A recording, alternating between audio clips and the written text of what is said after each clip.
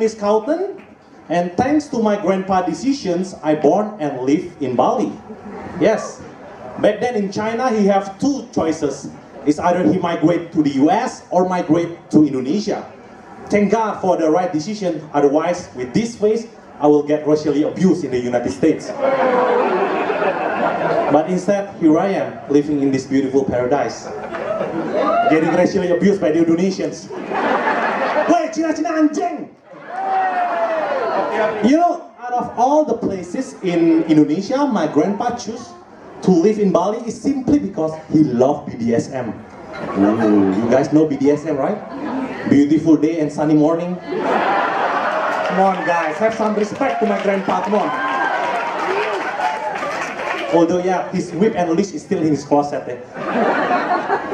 Yeah, and my grandpa always told me what was Bali like before the invasion of Bule. Yeah, it's true. You guys know Game of Thrones?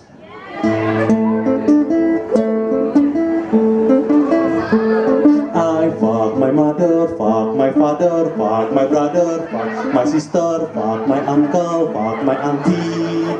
That movie? You know, Bali before the invasion of Bule is just like Winterfell, you know, where all the Stark live before the arrival of Joffrey. It's calm and serene, but not a lot of excitement and crazy shits going on. And for the excitement that you guys bring, I thank you all, my King Joffreys. And for all the crazy shits that you bring, Bali Belly is your punishment. So yeah, but I think it's really sad to know that last year, pandemic hit Bali really bad. A lot of people lost their job and some even end up being homeless. So earlier this week, I just gave a 20,000 rupiah to a homeless. Then suddenly an old lady behind me poked me and said, "Why you do that? Don't you know that he's going to use the money for drugs?" I was so upset and shocked. So I confront the homeless and asked, "Where could I also buy drugs for 20,000 rupiah?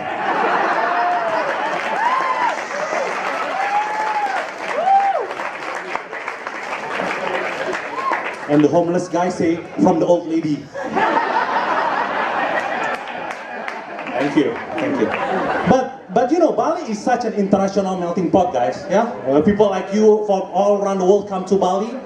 But don't you find it weird that there's a very few Balinese that actually going abroad to places like Europe or States? I think it's simply because French fries doesn't stick in the Balinese forehead. Eh? So, thank you. So yeah, back to my grandpa's story. My grandpa is quite sexist, you know. Once he told me, "Hey, Kauten, I think I've become addicted to Viagra." I was really concerned, you guys. And then I asked him, "Then how grandma taking it, grandpa?" And he replied, "Mostly doggy."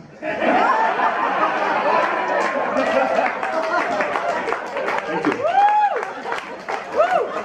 And the other time he also asked me, "Hey, Kauten, do you know what's the difference between a mosquito and a woman? You don't need to hold a mosquito head when he suck you." My grandpa is very naughty, guys. And the other time he also asked, "Hey, Kauten, do you know what's the difference between a prostitute and a pizza? For Italian, it is okay to order a prostitute with pineapple." Yeah, my grandpa is one hell of a character. And you know, one time with swag, he said, "Kauten, you know, back in the day, I can get with any girl I want, but I choose to be with your grandma because she has that special something. Yes, rich parent." And ever since I chose her, I never lay my ass to another woman. She is my one and only one.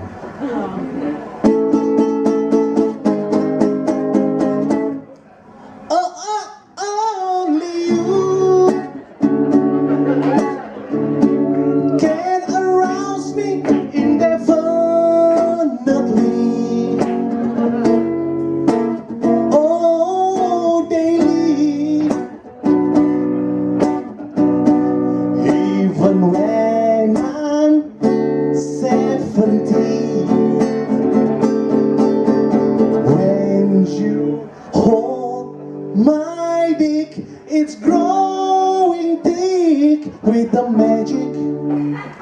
that you do. Flick my white fondue, my one and only you. That's why we also have 10 children.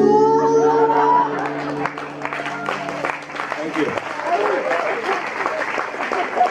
Yeah, and my grandpa also gave me another advice, he said like, hey Kauten, you don't need to be the most romantic guy, but you have to be honest. Then I asked my grandpa, Grandpa, is it true that grandma said that you never buy her flowers? And my grandpa replied, well, it's true, I never buy her flowers. To be honest, I never knew she sold flowers. And then, but yeah, last year, okay, it takes some time for you to get it. Okay, that's a good joke. Come on, give it up. So, but last year, my 6-year-old cousin sadly passed away. Then I asked my mom, Mom, why do some people have to die so young? And my mom replied, because God take the good one early. And in the corner, my 93-year-old grandma said, you don't say that, bitch! But yeah, nothing lasts forever, guys. Not long after my cousin passed away, my grandpa left. And he had lived an amazing life. And before he exit in style, he gave me a married advice in the form of a song. Wise men say that's me. All the fools rush in. That's you. Please hold her hand. If you let go, she go shopping. Meet when you wrong, shut up when you right. Never shout to each other unless when your house is on fire.